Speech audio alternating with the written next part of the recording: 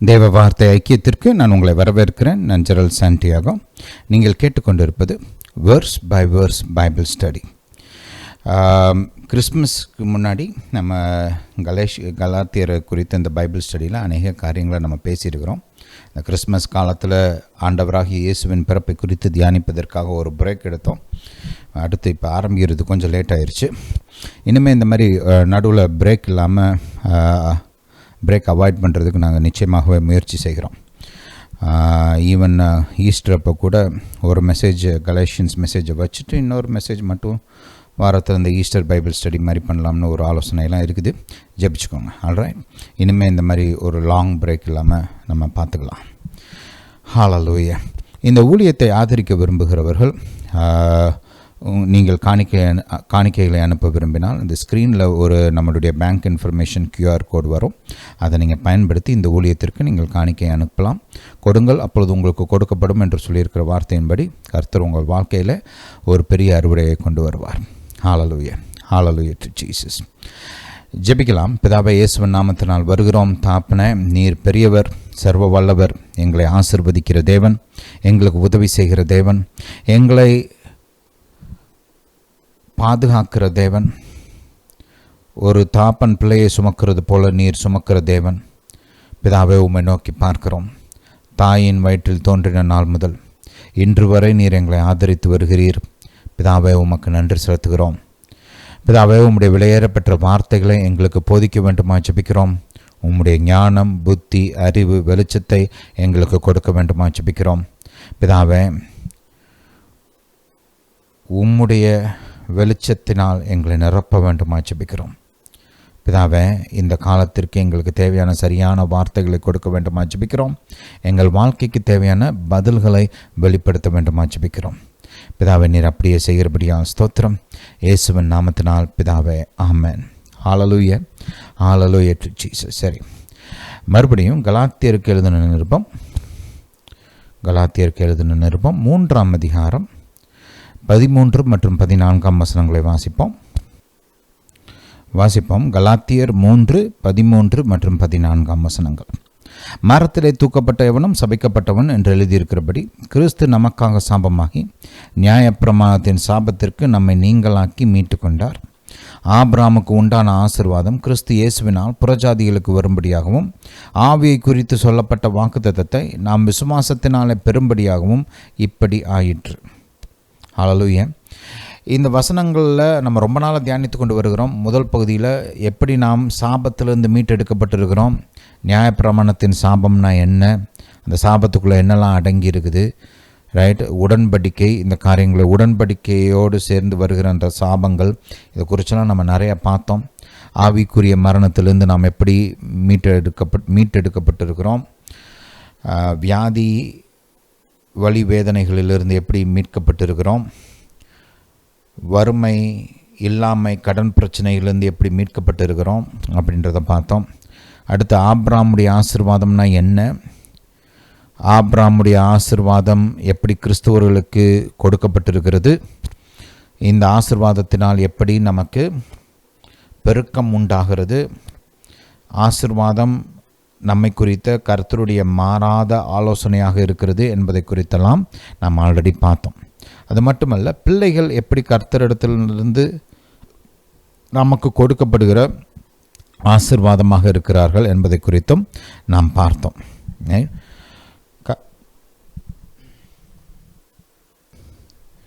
இன்றைக்கு தொடர்ந்து பிள்ளைகள் எப்படி ஆபிரகாமின் ஆசீர்வாதத்தில் ஒரு முக்கியமான இடத்தை பெற்றிருக்கிறார்கள் என்பதை குறித்து நம்ம பார்க்க போகிறோம். ரைட். வாசிப்போம். ஆதியாகமம் 1ஆம் அதிகாரத்துக்கு போங்க. ஆதியாகமம் 1ஆம் அதிகாரம் பாருங்கள். கர்த்தர் மனிதனை குறித்து பேசின ஆசீர்வாதத்தில் முதல் பகுதியை கொஞ்சம் கவனிங்க. கர்த்தர் மனிதனை தன்னுடைய சாயலில், தன்னுடைய ரூபத்தில், தன்னுடைய பிள்ளையாக, குடும்பமாக உருவாக்கிட்டு கர்த்தர் மனிதனை ஆசீர்வதிக்கிறார். என்ன சொல்லி ஆசீர்வதித்தார்? பின்பு தேவன் அவர்களை நோக்கி, நீங்கள் பலுகி பெருகி பூமியை நிரப்பி அதை கீழ்ப்படுத்தி சமுத்திரத்தின் மச்சங்களையும் ஆகாயத்து பறவைகளையும் பூமியின் மேல் நடமாடுகிற சகல ஜீவ ஜந்துக்களையும் ஆண்டு கொள்ளுங்கள் என்று சொல்லி தேவன் அவர்களை ஆசீர்வதித்தார். கர்த்தர் மனிதனிடத்தில் பேசின முதல் வார்த்தைகள் இவைகள். மனிதனை ஆசிர்வதிக்கிறார். என்ன சொல்லி ஆசிர்வதித்தார் என்று பார்த்தோம் என்றால், அந்த இதில் நிறைய காரியங்கள் இருக்குது. நம்ம டாப்பிக்கு ஏற்ற விதத்தில் அந்த முதல் பகுதியை கொஞ்சம் கவனிப்போம். நீங்கள் பலுகி பெருகி, right, B fruitful and multiply. பாருங்கள், கர்த்தர் தன்னுடைய பிள்ளைகள் பலுகி பெருக வேண்டும் என்று விரும்புகிறார். ஹல்லேலூயா. கர்த்தர் தனக்கு பிள்ளை வேண்டும், தனக்கு ஒரு குடும்பம் வேண்டும் என்று விரும்பி மனிதனை உருவாக்கினார். உருவாக்கி என்ன செய்தார்? அவனை ஆசீர்வதித்தார். ஆசீர்வதித்து அவன் பலுகி பெருகி அதன் மூலமாக தனக்கு அநேக பிள்ளைகள் உண்டாக வேண்டும் என்று விரும்பினார். ஹல்லேலூயா, ஹல்லேலூயா டு ஜீசஸ். மனிதன் பாவம் செய்து விழுந்தான். பாவத்திற்கான நியாய தீர்ப்பு வந்தது. நம்ம நோவாவுடைய நாட்களில் பார்க்குறோம், ரைட். கர்த்தர் வெள்ளத்தை கொண்டு வந்து, மலையை கொண்டு வந்து, அப்போ இருந்த அந்த மனுக்குலம் மொத்தத்தையும் அழிக்கிறார். ஆனால் நோவா கர்த்தருடைய பார்வையில் தயவு பெற்று அவனும் அவன் குடும்பத்தாரும் பாதுகாக்கப்படுகிறார்கள். இப்போ மனுக்குலத்துக்கு ஒரு ஃப்ரெஷ் ஸ்டார்ட் கொடுக்குறார் கர்த்தர்.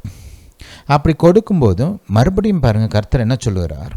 அவனை ஆசீர்வதிக்கிறார். அவனையும் அவன் பிள்ளைகளையும் ஆசீர்வதித்து அப்போ சொன்னதையே தான் திரும்ப சொல்கிறார். பலுகி பெருகி பூமியை நிரப்புங்கள். Same thing, right. மாற்றமே இல்லை. சரி, இவங்க பலுகி பெருகுனா ஓவராக ஆடுவாங்க, பாவம் பண்ணி இன்னும் நாசமாக்கிடுவாங்க அப்படிலாம் யோசிக்கல பாருங்க கர்த்தர். இப்போ மனிதன் அந்த மகிமையை, ஆதாம் மகிமையான மகிமை நிறைந்தவனாக இருந்தான், ரைட். பாவமற்றவனாக அழுக்கற்றவனாக இருந்தான். அந்த நேரத்தில் கர்த்தர் அவனை ஆசீர்வதிக்கிறார், பலுகி பெருக சொல்கிறார். ஓகே. இப்போ நோவாவின் காலத்தில் மனிதன் விழுந்துட்டான். இப்போ அவனுக்குள்ளே அந்த பாவ சுபாவம் இருக்கிறது, ரைட். ஆனால் இப்போவும் கூட கர்த்தர் நோவாவை பார்த்து என்ன சொல்லுகிறார்? பலுகி பெருகி பூமியை நிரப்புங்கள். நோவா கர்த்தரை சேவிக்கிற மனிதன், கர்த்தருக்கு கீழ்ப்படிந்த மனிதன். அவன் பலுகி பெருக வேண்டும். அவன் தன் பிள்ளைகளுக்கு தேவ வார்த்தையை போதித்து கர்த்தருக்கு ஏற்ற விதத்தில் தன் குடும்பத்தை வளர்க்க வேண்டும் என்று விரும்பினார், ரைட். தனக்கு ஏற்ற தன்னுடைய வார்த்தையை தன்னை பின்பற்றுகிற ஒரு மனுக்குலம் வேண்டும் என்று கர்த்தர் விரும்புகிறார். அவர் மனம் மாறுறதே கிடையாது பாருங்க. ஆனால் நம்மளுக்கு பார்க்குறோம், மறுபடியும் மக்கள் கலகம் பண்ணுறாங்க, கர்த்தருக்கு விரோதமான பாதைகள்லாம் தெரிந்து கொள்கிறாங்க. இப்போது 11ஆம் அதிகாரத்தில் கர்த்தர் ஆபிரகாம் என்ற மனிதனை தெரிந்து கொள்கிறார். தெரிந்து கொண்டு அவன்கிட்ட என்ன சொல்கிறாரு பாருங்க, ரைட். ஆபிரகாமுக்கு ஒரு 45லேருந்து 50 வயசு இருக்கிற அந்த காலகட்டத்தில் கர்த்தர் ஆபிரகாமை அழைக்கிறார். அழைக்கும்போது அவன் இடத்துல சொன்ன முதல் வார்த்தையை கவனிங்க, நான் உன்னை பெரிய ஜாதியாக்கி. ஏன்? ஆபிரகாம் கர்த்தரை நேசித்த ஒரு மனிதன், கர்த்தரை விரும்பின ஒரு மனிதன், கர்த்தருக்கு கீழ்ப்படிந்த மனிதன், கர்த்தரை பின்தொடர்கிற மனிதன். அவன் பலுகி பெருகி பெரிய ஜாதியாகி ஆபிரகாமை போலவே தனக்கு கீழ்ப்படியக்கூடிய மக்கள் வேண்டும் என்று கர்த்தர் விரும்பினார். புரியுதா? அதனால் என்ன சொல்கிறாரு? அவன்கிட்ட சொன்ன மொதல் ஆசீர்வாதத்துக்கு பாருங்கள், நான் உன்னை பெரிய ஜாதியாக்கி. பிள்ளைகள் அதுவும் கொஞ்சம் பிள்ளைகள் இல்லை, வானத்து நட்சத்திரங்களைப் போல பிள்ளைகள், கடலின் மணலைப் போல பிள்ளைகள். நமக்கு பிள்ளைகள் உண்டாக வேண்டும் என்பது தேவனுக்கு பிரியமாக இருக்கிறது, தேவனுடைய விருப்பமாக இருக்கிறது, ஆசையாக இருக்கிறது. நீங்கள் ஆதியாகமம் 12 ஆரம்பித்து அந்த 17ஆம் அதிகாரம் வரைக்கும் திரும்ப படிங்க. எத்தனை முறை கர்த்தர் ஆபிரகாம்கிட்ட அவனுடைய சந்ததியை குறித்து பேசினார், எத்தனை முறை கர்த்தரே அந்த கான்வர்சேஷனை ஸ்டார்ட் பண்ணுறாருன்றதை கொஞ்சம் பாருங்கள், ரைட். ஆபிரகாம் கூட கர்த்தர்கிட்ட அந்த அளவுக்கு தன்னுடைய சந்ததியை குறித்து பேசலை. கர்த்தர் ஆபிரகாம்கிட்ட பேசுகிறார், அவனுடைய சந்ததியை குறித்து திரும்ப திரும்ப திரும்ப திரும்ப திரும்ப திரும்ப பேசுகிறார். கர்த்தர் பிள்ளைகளை விரும்புகிறார். நம்ம ஆண்டவராகிய இயேசு பாருங்க, பூமியில் வாழ்ந்தபோது ஒரு நேரத்தில் மக்கள் சின்ன பிள்ளைகளை கொண்டு வராங்க ஏசப்பாட்ட. இந்த சீஷர்கள்லாம் பார்த்திங்கன்னா இவங்க என்ன சின்ன பிள்ளைகளெல்லாம் கொண்டு வந்து கர்த்தரை டிஸ்டர்ப் பண்ணுறாங்க அப்படின்னு நினைக்கிறாங்க. ரைட். அதனால் அவங்கள திட்டுறாங்க பாருங்க. அல்லேலூயா, திட்டுறாங்க. ஆனால் கர்த்தர் பாருங்க இவங்களை கடிந்து கொள்கிறார். ஏய் பிள்ளைகளை என்கிட்ட வரவிடு, நீ என்ன தடுக்கிறது? கவனிங்க, 13ஆம் வசனத்திலிருந்து வாசிப்போம். மார்க் 10ஆம் அதிகாரம் 13ஆம் வசனத்திலிருந்து. மார்க் 10:13ஆம் வசனத்திலிருந்து. அப்பொழுது சிறு பிள்ளைகளை அவர் தொடும்படிக்கு அவர்களை அவரிடத்தில் கொண்டு வந்தார்கள். கொண்டு வந்தவர்களை சீஷர்கள் அதட்டினார்கள். இயேசு அதை கண்டு விசனம் அடைந்து, சொல்லுங்கள் விசனம் அடைந்து, அவர் கோபமே வருது. ஆக்சுவலாக சிறு பிள்ளைகள் என்னிடத்தில் வருகிறதற்கு இடங்கொடுங்கள். ஏன்னா ஏசப்பா சிறு பிள்ளைகளை விரும்புகிறார். இப்போ நீங்கள் வளர்ந்து பெரியவனாகி உங்களுக்குள்ள ஆல்ரெடி நிறைய தேவையில்லாத காரியங்கள்லாம் உங்கள் மனசுக்குள்ளே புகுந்து அதுக்கப்புறம் நீங்கள் மாறி ஏசப்பாவை ஏற்றுக்கொண்டு மனம் திரும்பி கற்றுக்கொண்டு அந்த கெட்ட காரியங்களெல்லாம் கைவிட்டுட்டு நல்ல காரியங்களை கற்று தேர்ந்து, ரைட், அதுக்கு ஒரு ப்ராசஸ் இருக்குது இல்லையா? ஆனால் சின்ன பிள்ளையிலே நீங்கள் ஏசப்பட்ட வந்துட்டிங்கன்னா ஆரம்பத்திலேருந்தே சரியாக வளரலாம். ஆரம்பத்திலேருந்தே பிள்ளைகள்லாம் நல்லா கர்த்தருக்குள்ளே வளர்ந்து பலம் அடைந்து ஞானமுள்ளவர்களாக வாழ்ந்து பெரிய காரியங்களை செய்யலாம். ரைட். கர்த்தருடைய ராஜ்யத்திற்கு என்று மகிமையான காரியங்களெல்லாம் செய்யலாம். ரைட். அதனால் அவர் இந்த சிறு பிள்ளைகள் தன்னிடத்தில் வர வேண்டும் என்று விரும்புகிறார். ரைட். இயேசு அதை கண்டு விசனம் அடைந்து, சிறு பிள்ளைகளை என்னிடத்தில் வருவதற்கு இடங்கொடுங்கள், அவர்களை தடை பண்ணாதிருங்கள், தேவனுடைய ராஜ்யம் அப்படிப்பட்டவர்களுடையது. இப்போ சின்ன பிள்ளைகள்லாம் டக்குன்னு நம்புங்க. ரைட். நீங்கள் ஒரு காலத்தில் ஞாபகம் இருக்குதோ, உங்கள் பிள்ளைகள்லாம் நீங்கள் சொன்னால் அப்படியம்மா அப்பா அப்படியாப்பா அப்படின்ட்டு உடனே ஏற்றுக்கோங்க. ஏன்னா அம்மா மேலேயும் அப்பா மேலேயும் அவ்வளோ நம்பிக்கை. பெருசாகிட்டால் கொஞ்சம் வாயாடுறாங்க, அது வேறு விஷயம் இல்லையா? எங்களுக்கு தெரியும், எங்களுக்கு இன்னும் நிறையா தெரியும் அப்படிலாம் சொல்கிறாங்க இல்லையா? பட் ஆனால் சின்ன பிள்ளைய பாருங்கள், நம்ம சொன்னதை அப்படியே ஏற்றுக்கோங்க. நம்ம மேலே ஒரு நம்பிக்கை இல்லையா? அல்லேலூயா. அதனால் கர்த்தர் சொல்கிற, நீ இப்படிப்பட்டவர்கள், ரைட், சொன்ன உடனே அப்படியே நம்புகிறாங்க பாருங்க பிள்ளைங்க, அப்படிப்பட்டவர்களுடையது தேவராஜ்யம். ஒரு சிறு பிள்ளையை போல் கர்த்தரை விசுவாசிக்க பழகணும். பிரச்சனை சிறு பிள்ளைகள்கிட்ட இல்லை, வளர்ந்தவங்க தான் 1000 கேள்வி கேட்குறது, விதண்டவாதம் பண்ணுறது. ஆனால் சிறு பிள்ளையை பாருங்க அப்படியே நம்புங்க இல்லையா? ஆனால் கர்த்தர் சொல்கிறதான், ஓன் பிரச்சனை பிள்ளைகள்கிட்ட இல்லைப்பா, நீ பிள்ளைகளை வரவிடு, அது கரெக்டாக இருக்குது, நான் சொல்கிறத நம்புங்க. அல்லேலூயா. எவனாயிலும் சிறு பிள்ளையைப் போல் தேவனுடைய ராஜ்யத்தை ஏற்றுக்கொள்ளாவிட்டால் அவன் அதில் பிரவேசிப்பதில்லை என்று மெய்யாகவே உங்களுக்கு சொல்லுகிறேன். கர்த்தர் என்ன சொல்கிறார்? பெரியவங்க தான் சின்ன பிள்ளைய மாதிரி மாற வேண்டியதாக இருக்குது. அந்த சின்ன பிள்ளைக்கு இருக்கிற அந்த நம்பிக்கை, அந்த மாதிரியான ஒரு குயிக் ஃபெய்த், வேகமாக விசுவாசிக்கக்கூடிய அந்த நம்பிக்கை, அந்த விசுவாசம் பெரியவங்களுக்கு உண்டாகணும் அப்படின்னு சொல்கிறார். ஹல்லேலூயா, ஹல்லேலூயா டு ஜீசஸ். அதனால் பாருங்கள், நம்ம பிள்ளைகளை தடை பண்ணக்கூடாது. சம்டைம்ஸ் நம்ம என்ன நினைக்கிறோன்னா, பிள்ளைங்க கொஞ்சம் பெருசானதுக்கப்புறம் இதெல்லாம் கற்றுக்கணும்னு நினைக்கிறோம். இல்லை, சின்ன பிள்ளையிலேருந்தே கர்த்தரை நம்ம பிள்ளைகளுக்கு சொல்லிக் கொடுத்து, தேவ வார்த்தையை சொல்லி கொடுத்து வளர்க்கணும். ரைட். அவங்களுக்கு அதெல்லாம் விளங்கும், அவங்க அதெல்லாம் புரிஞ்சுக்குவாங்க. ரைட். நீங்கள் ஒன்றும் கவலைப்பட வேண்டாம். கர்த்தர் அந்த பிள்ளைகளுக்குள்ளே, அந்த பிள்ளைகள் தேவ சாயலில் தேவ ரூபத்தில் உருவாக்கப்பட்ட மகிமையான சிருஷ்டிப்புகள். நீங்கள் அதுக்கு புரியாதன்னா நீங்கள் ஒன்றும் கவலைப்பட வேண்டாம். பிள்ளைகளுக்கு சொல்லிக் கொடுங்க, அவங்க பிடிச்சிக்குவாங்க. ஹல்லேலூயா, ஹல்லேலூயா டு ஜீசஸ். சரி, அடுத்து கவனிப்போம் ஒரு முக்கியமான காரியம். ஆதியாகமம். அப்போ பாருங்கள், கர்த்தர் பிள்ளைகள், தன்னுடைய மக்களுக்கு பிள்ளைகள் உண்டாக வேண்டும் என்று அவர் விரும்புகிறார். ஆதியாகமம் 12:7 கவனிங்க. கர்த்தர் ஆபிரகாமுக்கு தரிசனமாகி, உன் சந்ததிக்கு இந்த தேசத்தை கொடுப்பேன் என்றார். பாருங்கள், அந்த பிள்ளைகள் இன்னும் பிறக்கக்கூட இல்லை, ஆனால் அந்த பிள்ளைகளுக்கு என்ன கொடுக்கணும்லாம் கர்த்தர் யோசிச்சுட்டு இருக்கிறாரு இல்லையா? கர்த்தர் அப்படி தான் மனுஷனை உருவாக்குறதுக்கு முன்னாடியே மனுஷனுக்கு என்னெல்லாம் தேவைன்னு பார்த்தா அதெல்லாம் ஏற்பாடு பண்ணி வச்சுருக்கிறார். நம்மளை உருவாக்குறதுக்கு முன்னாடியே நமக்கு என்னெல்லாம் தேவை அப்படின்னு அவர் யோசித்து பிளான் பண்ணி வச்சுருக்கிறார். இந்த சந்ததி இன்னும் உருவாகவே இல்லை. ஆபிரகாமுக்கு இந்த சமயத்தில் ஒத்த பிள்ளை கூட கிடையாது. ஆனால் பாருங்கள், கர்த்தர் அந்த பிள்ளைக்கு என்னெல்லாம் செய்யணும்னு யோசிக்கிறார் பாருங்கள். இதுதான் தாப்பன், பரம தாப்பன். ரைட். நீங்கள் அடுத்த அதிகாரத்தில் பார்த்தீங்கன்னா அவரே விரும்புகிறார். ஆபிரகாம் இந்த கான்வர்சேஷனை ஸ்டார்ட் பண்ணலை. கர்த்தர் சொல்கிறார் ஆபிரகாம்கிட்ட. 14ஆம் வசனத்தை கவனிங்க. ஆதியாகமம் 13:14.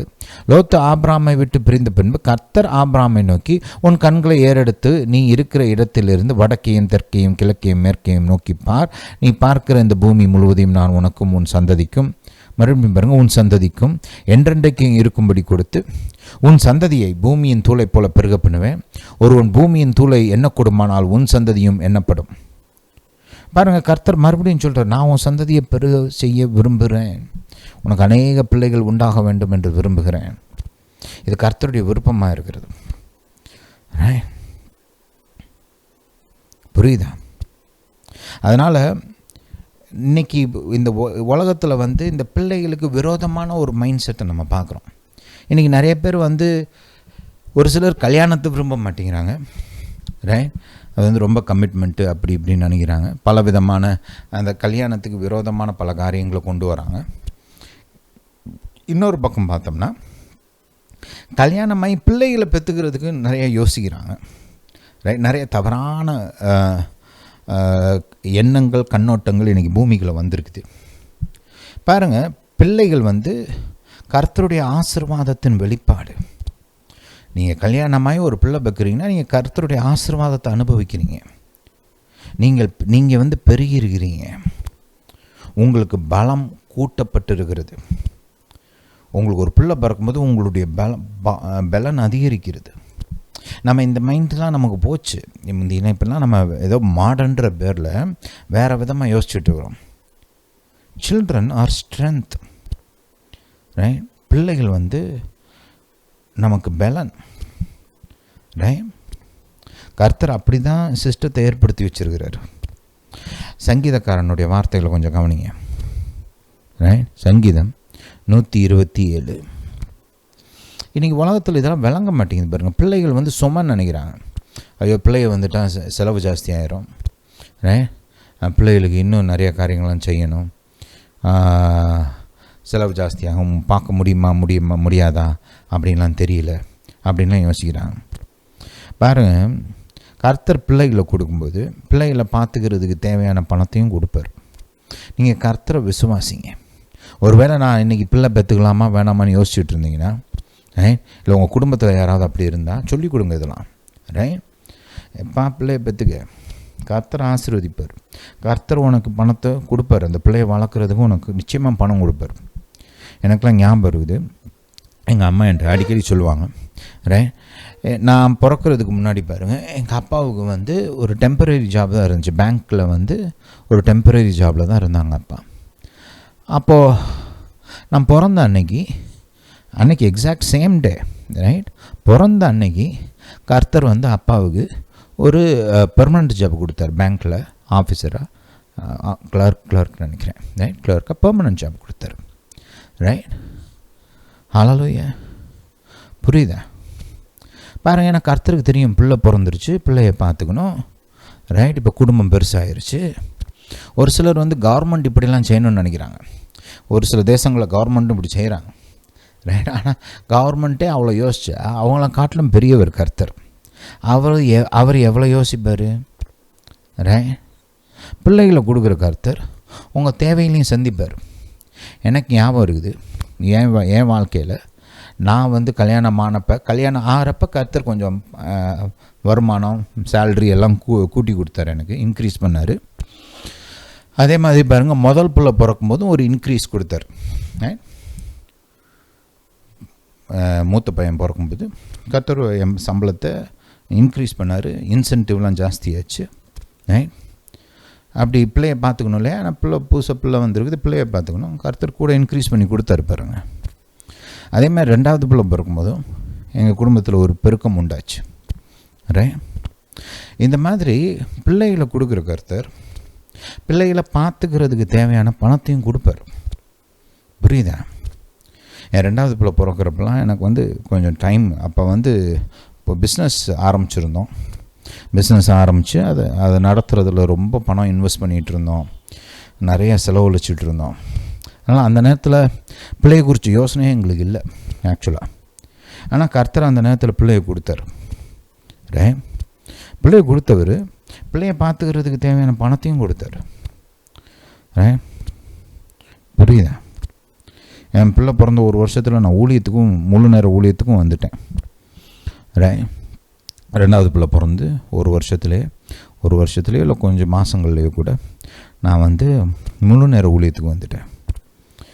அப்படி இருக்கும்போது பாருங்கள், கர்த்தர் அந்த நேரத்தில் தேவைகளெல்லாம் சந்திச்சார். பிள்ளைகளுக்கு தேவையானதெல்லாம் கொடுத்தாரு. பிள்ளைங்கள்லாம் வளர்ந்து எனக்கு பெரியவங்க ஆகிட்டாங்க. இப்போ ரெண்டாவது பையன் என்னை காட்டிலும் உயரமாக இருக்கான். 10வது தான் படிக்கிறான், ஆனால் என்னை காட்டிலும் உயரமாக இருக்கிறான். புரியுதா? நல்லா வளர்ந்துருக்குது பிள்ளை. கர்த்தர் நல்லா பார்த்துக்கிட்டாரு. இதெல்லாம் நம்ம வந்து விசுவாசிக்கணும். இன்றைக்கி ப்ராக்டிக்கலாக இதெல்லாம் நம்பணும். என்ன ஏது விலைவாசி ஏறிடுச்சு, எப்படி பண்ணுறது, பிள்ளைகளை எப்படி பெற்றுக்கிறது, ஒரு சிலலாம் ஒத்த பிள்ளை போதும் அப்படின்லாம் யோசிக்கிறாங்க. பைபிளில் நீங்கள் நல்லா படித்து பாருங்கள். இந்த ஒத்த பிள்ளைன்ற கான்செப்ட்லாம் மனுஷனாக உண்டு பண்ணுது. நாம் இருவர் நமக்கு ஒருவர், அந்த மாதிரி பாலிசி. இன்றைக்கி அநேக அரசாங்கங்கள் இந்த மாதிரி பாலிசினால் கஷ்டப்பட்டுருக்குறாங்க. இன்றைக்கி ஜப்பான் மாதிரி தேசங்களெல்லாம் நீங்கள் பிள்ளை பெற்றுக்கோங்கன்றாங்க. பெற்றுக்கோங்கப்பா, நம்ம தேசத்தோட ஜனத்தொகை குறையுது. இப்போ பாப்புலேஷன் நிறைய பேர் பார்த்திங்கன்னா, ஒரு சில தேசங்கள் இப்போ சீன தேசத்துலலாம் பார்த்திங்கன்னா பாப்புலேஷனில் மெஜாரிட்டி வயசானவங்க தான் இருக்கிறாங்க. இளம் பிள்ளைகள் வந்து கம்மியாக இருக்கிறாங்க. இந்த மாதிரி நிறையா இந்த பெருக்கத்தை தடுக்கிறதுக்கு ஒரு சிலர் அந்த காலத்தில் கவர்மெண்ட் என்ன நினச்சிக்கிட்டாங்கன்னா, ஜனத்தொகை பெருகிருச்சுன்னா ஒன்றும் இல்லாமல் போயிடும், இருக்கிறதெல்லாம் அப்புறம் மக்களுக்கு பகிர்ந்து கொடுக்க முடியாது, அதனால் இல்லாமல் போயிடும் அப்படின்னு நினச்சாங்க. ஒரு காலத்தில் கவர்மெண்ட் அப்படிலாம் நினச்சாங்க. ஒரு தப்பான சிந்தனை அது. ஆனால் அந்த காலத்தில் நிறைய கவர்மெண்ட் அப்படி பண்ணாங்க. இப்போ யோசிச்சு பாருங்கள், நம்ம இந்தியாவிலலாம் இந்த பாலிசிலாம் இருந்துச்சு ஒரு காலத்தில் இல்லையா? இன்றைக்கி யாரும் அப்படி சொல்கிறது இல்லை. நாம் இருவர் நமக்கு ஒருவர்லாம் யாரும் பேசுகிறது கிடையாது. நான் வளர்கிற காலத்துல எல்லாம் பார்த்திங்கன்னா அந்த அந்த அந்த அந்த டாப்பிக்லாம் ரொம்ப ஃபேமஸ். எல்லா வண்டி பின்னாடியும் போட்டிருப்பாங்க. ஏன்னா கொஞ்சம் ஆள் கூட வந்துட்டால் எல்லாம் காணாமல் போயிடும்னு நினச்சாங்க.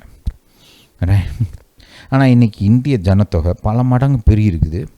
நம்மள்ட்ட இருக்கிறதெல்லாம் காணா போச்சா, குறைஞ்சிருச்சா, இல்லை இன்க்ரீஸ் ஆகிருச்சா? இன்றைக்கி இந்தியா என்ன குறைஞ்சி போயிடுச்சா இன்றைக்கி பாப்புலேஷன் ஜாஸ்தியானதுனால? இல்லை, இன்னும் பலம் அடைஞ்சிருக்கும். இன்றைக்கி இந்தியாவில் இன்றைக்கி ஒரு பெரிய அட்வான்டேஜ் என்னென்னு கேட்டிங்கன்னா, India is a very young country. நம்மளுடைய ஜனத்தொகையில் பிரதானமான பகுதி வாலிபர்கள், இளைஞர்கள். ஹல்லேலூயா. அதனால் நமக்கு இன்றைக்கி ஒரு பெரிய அட்வான்டேஜ். மற்ற தேசங்கள் கூட கம்பேர் பண்ணும்போது நம்ம தேசத்துக்கு அது ஒரு பெரிய அட்வான்டேஜ். இன்றைக்கி அநேக மேற்கத்திய நாட்களில் பாப்புலேஷன் டிக்ரீஸ் வந்து ஒரு பெரிய பிரச்சனையாக மாறிட்டு இருக்குது. பிள்ளைகள் ஜாஸ்தி வேணான்னு நினைக்கிறது, இல்லை பிள்ளைகளை வந்து பெற்றுக்கவே வேணான்னு நினைக்கிறது. அந்த மாதிரியான ஒரு ஒரு ஒரு மென்டாலிட்டிலாம் போனதுனால அந்த விதமாக மாறிட்டாங்க. இன்றைக்கி நம்ம உஷாராக இருக்கணும். பைபிள் வந்து பாருங்க, கர்த்தர் ஆரம்பத்துலேருந்தே கரெக்டு தான். அவர் வழி என்றைக்குமே தப்பு கிடையாது. நம்மளாம் ஒன்று புதுசாக யோசித்து இப்படி பண்ணி பார்ப்போம்னு பண்ணுறதுனால தான் பிரச்சனை எல்லாம் வருது. நீங்கள் பைபிள் சொல்கிற மாதிரி பழகி பெருகுனீங்கன்னா நல்லா இருப்பீங்க. கர்த்தர் உங்களை ஆசீர்வதிச்சு உங்களுக்கு தேவையானதெல்லாம் கொடுப்பார். விசுவாசிக்கு பழகிக்கணும். கர்த்தர் எனக்கு கொடுப்பாரு, என் பிள்ளைகளை பார்த்துக்குவார். ஏசப்பா சொல்கிறாரு, பறவைக்கெல்லாம் கர்த்தர் கொடுக்குறாரு, டெய்லி சாப்பாடு கொடுக்குறாரு பறவைகளுக்கு. பறவைகள் என்ன குடும்ப கட்டுப்பாடாக செஞ்சிட்ருக்குது. பாருங்கள், நான் ஒன்றும் நீங்கள் குடும்பத்தை பிளான் பண்ணக்கூடாது அப்படின்லாம் சொல்ல வரல. அவங்க விசுவாசம் இருக்குது இல்லையா, அதுக்கேற்ற மாதிரி செய்யணும். அப்புறம் பெற்றுக்கிட்டு பிள்ளைகளை பார்த்துக்க தெரியலன்னா அது ஒரு கஷ்டம். ஆனால் நான் உங்களுக்கு பைபிளில் இருக்கிற பிரின்சிபல், கர்த்தருடைய மனப்பக்குவத்தை உங்களுக்கு எடுத்து காமிக்கிறேன் நான். ஏன்னா அதை புரிஞ்சுக்கிட்டிங்கன்னா, அதன்படி விசுவாசிக்க ஆரம்பிச்சிங்கன்னா உங்கள் வாழ்க்கையில் ஆக்சுவலாக ஆசீர்வாதம் அதிகமாக உண்டாகும், பலன் அதிகமாகும். இந்த வசனத்தை பார்த்துட்டு அதுக்கப்புறம் பார்ப்போம். சங்கீதம் 127 4ஆம் வசனத்திலேருந்து பாருங்கள். இதோ பிள்ளைகள் கர்த்தரால் வரும் சுதந்திரம், கர்ப்பத்தின் கனி அவரால் கிடைக்கும் பலன். வால வயதின் குமாரர், ப்ளூரல், குமாரர், மோர் தென் ஒன் சன். அல்லேலூயா. வால வயதின் குமாரர் பலவான் கையிலுள்ள அம்புகளுக்கு ஒப்பாயிருக்கிறார்கள். ப்ளூரல். புரியுதா? அவைகளால் தன் அம்பார தூணியை நிரப்பின புருஷன் பாக்கியவான். பாருங்கள், நிரப்பின புருஷன். நிரப்பினா என்ன? மறுபடியும் அங்கே இருக்கிற ஐடியா என்ன? மோர் தென் ஒன் இல்லையா? 2, 3, 4, 5. இங்கே பைபிளில் சொல்கிற ஐடியா அதுதான் இல்லையா? இன்றைக்கி நமக்கு வியப்பாக இருக்குது, மலைப்பாக கூட இருக்குது. 5 பிள்ளைகளா அப்படின்லாம் தோணுது இல்லையா? ஆனால் பைபிளில் இருக்கிற அந்த பாயிண்ட்டை கொஞ்சம் கவனிங்க. நிரப்பின புருஷன் பாக்கியவான், அவர்கள் நாணம் அடையாமல் ஒளிமுக வாசலில் சத்துருக்களோட பேசுவார்கள். ரைட், நான் ஆல்சோ போட்டிருக்குது பெலன். ரைட், ஸ்ட்ரென்த் இன் நம்பர்ஸ் அப்படின்னு சொல்லுவாங்க இங்கிலீஷில். ரைட், குடும்பத்தில் பிள்ளைகள் நிறையா இருந்தால் குடும்பத்திற்கு பலன் அது. ஹல்லேலூயா. அப்போ கவனிங்க, நான் என் பிள்ளைகளுக்கு சொல்லியிருக்கேன், நீங்கள் உங்களுக்கெல்லாம் பிள்ளைங்க நிறையா பெற்றுக்கோங்கப்பா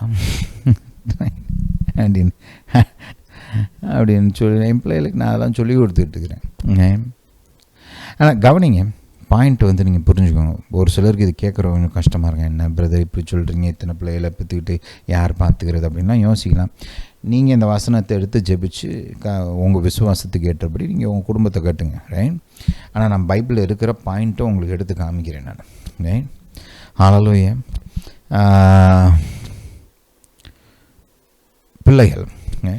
பிள்ளைகள் வந்து நமக்கு அதிகமாக இருக்க வேண்டும் அப்படின்றது கர்த்தருடைய விருப்பம். தன்னுடைய ஜனம் பழுகணும் பெருகணுன்றது கர்த்தருடைய மன விருப்பமாக இருக்கிறது. இன்றைக்கி இருக்கிற இந்த பிள்ளைகள் வேண்டாம், இல்லை ஒத்த பிள்ளை போதும், அந்த மாதிரி ஒரு மைண்ட் செட் வந்து பைபிள் பிரகாரம் கிடையாது. It's not biblical at all. Right, எனக்கெலாம் வந்து 2 பிள்ளைகள் இருக்குது, எனக்கு 2 பிள்ளைகள் இருக்கிறானுங்க பசங்க எனக்கு. ஆனால் இன்னும் பிள்ளைய வேணும்னு ஆக்சுவலாக ஆசை. அதனால தான் என் பிள்ளைகள்ட்ட சொல்லிக்கிட்டேன், நீங்களாம் கொஞ்சம் நிறையா பிள்ளைகளை பெற்றுக்கோங்கடா அப்படின்னு. ஹல்லேலூயா. சரி, இந்த பாயிண்ட்டை நல்லா கவனிங்க. வேதத்தில் கர்த்தர் வந்து உங்களுக்கு பிள்ளைகள் உண்டாக வேண்டும், நிறைய பிள்ளைகள் உண்டாக வேண்டும்னு கர்த்தர் விரும்புகிறார். புரியுதா? அதனால் ஒருவேளை உங்களுக்கு பிள்ளை இல்லை அப்படின்னா விசுவாசிங்க, கர்த்தாவே எனக்கு பிள்ளையை கொடுங்கன்னு கேளுங்க.